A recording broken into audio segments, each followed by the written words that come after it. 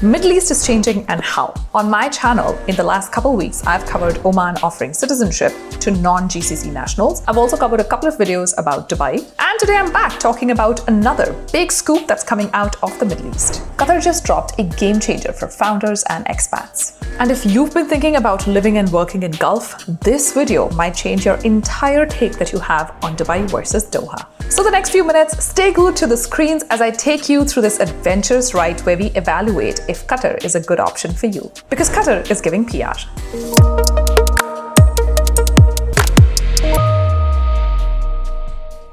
Hello and namaste, my name is Nidhi Nagori and welcome back to my channel. If this is your first time stopping by, thank you so much for doing so. And if you are a regular viewer of my channel, thank you so much for stopping by yet again and spending time with me. My name is Nidhi, I'm a finance professional, a digital creator, and the founder of two companies in Canada, Resi Network and Creatify. The goal of Resi Network is very simple, making global opportunities accessible to one and all in the world at the lowest price possible. So it has everything you ever need. Global job fairs, more than 1,000 recruiters globally that have hired our own clients and sponsored visas.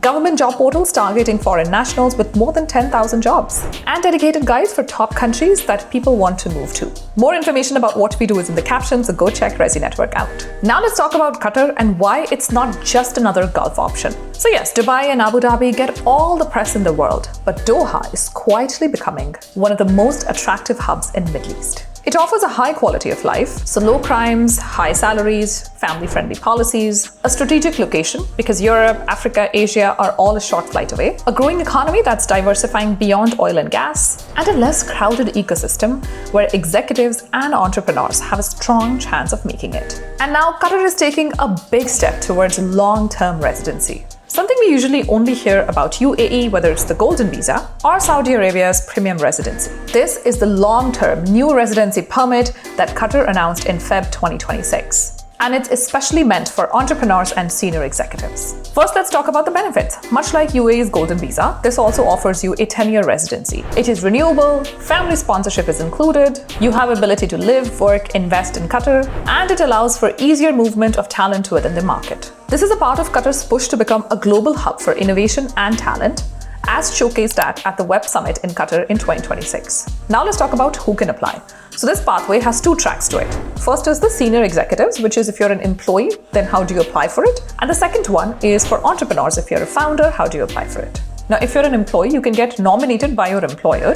You don't have to have all the work experience in Qatar, but the requirement is that you must have at least 5 years of experience, work experience, whether in Qatar or outside of Qatar. As long as you have a local employer nominating you, you will be able to file for it. Now, you do need to display your experience as a senior executive.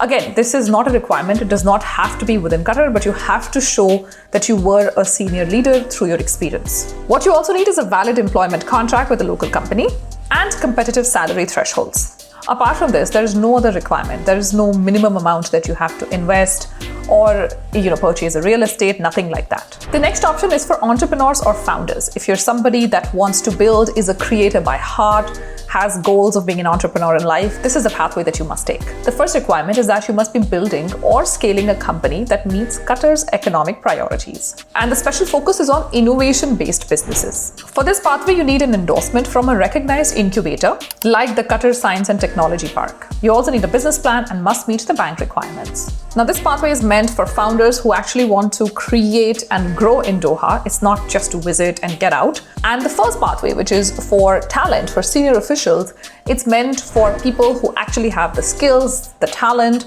can be hired by a Qatar company, can be nominated, and should stay long-term and contribute to the local economy. If you're wondering about how to find job opportunities or how to get into the startup scene, I'll cover that later in this video, so stick around. First, I want to talk about how this stacks against what Dubai offers. Now, Dubai has had long-term visas for a couple years now, and it covers literally anyone that you can think of, whether it's executives, professionals, teachers, creatives, and even students. Qatar, on the other end, is just entering the race. But it's also very clear as of now that it wants to make it a targeted hit. So the long-term residency will only be available to talent that actually Qatar needs, whether it's senior executives or founders or entrepreneurs. Right now, Qatar is not chasing average job seeker. So the quality of applicants that Qatar is chasing is much higher, which means that if you qualify, you will actually be in a much smaller pool. So it means lesser competition for you when you apply in a place like Doha or anywhere in Qatar as opposed to Dubai. And that's actually how you make your pick. Depending on where you are in your life, if you're just starting off, early career to mid career, I would look at maybe a Dubai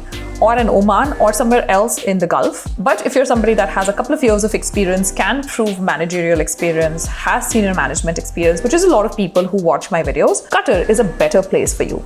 I'll leave that up to your judgment as I discuss that later in this video. Now I get to the most fun part, which is the job opportunities. If you want to really consider Qatar and get an active leg into the market, how do you get started? First up, know that these are the top sectors in demand. First is of course finance and banking. Then there is technology and digital services. Then consulting and professional services. And then energy and sustainable infrastructure. Of course, there are a ton of other industries as well, like oil and gas, real estate, etc. But they're not growing at the pace of the industries that I just discussed. So just looking at the growth percentage and where more opportunities will be available, these sectors are best suited. And getting sponsorship in Qatar, much like most of the Gulf, is not a big deal. They've always been very open to sponsorship. So if you don't qualify for long-term residency, they're going to sponsor you on a local work permit that's called a QID. Now, when it comes to startups, I recommend looking into Startup Qatar. It is an excellent website. First of all, it's probably one of the most prettiest websites that I have come across. And it also has a program, at least it's ongoing right now. I'm not sure if it's going to be ongoing later when this video goes up or not. There are multiple programs that they run in the year where you can apply as a founder and you don't really need a lot of scale up or you don't need a lot of traction.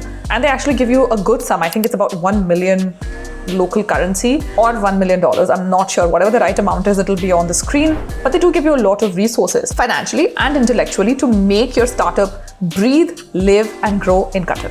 So there's a lot of government support through incubation, accelerators, and venture capital flows that are being attracted to Qatar. Meaning founders don't just have a path to residency, they also have a very good shot at scaling and growing their companies. And if you're interested in checking out more, look at incubators like QSTP or local hubs like Startup Qatar. Also, when it comes to job opportunities, one of the most underrated resources that people forget to target is applying to startups. Most people think that you can just go onto LinkedIn and bait and apply to opportunities. I don't think that's like a smart way of doing this. Reaching out to C-suite, reaching out to founders, co-founders, the top people in any startup that's growing is probably your best shot when you're looking at a place like Qatar.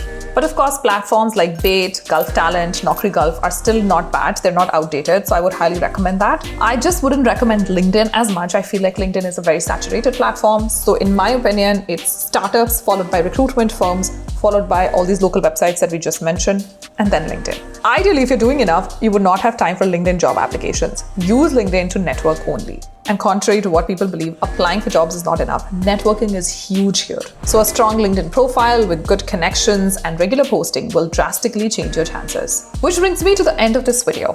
Is Qatar opening their doors to everyone? And the honest answer is no. But if you qualify as a founder or an executive, Qatar is a much better shot to take compared to other options we see that are available in the Middle East right now. In my opinion, Qatar is raising its hand as a serious competitor to Dubai's Golden Visa. And the startup ecosystem there is only getting stronger. So whether you're running your own company, leading a team, or planning your next big move, Qatar is now worth eyeing.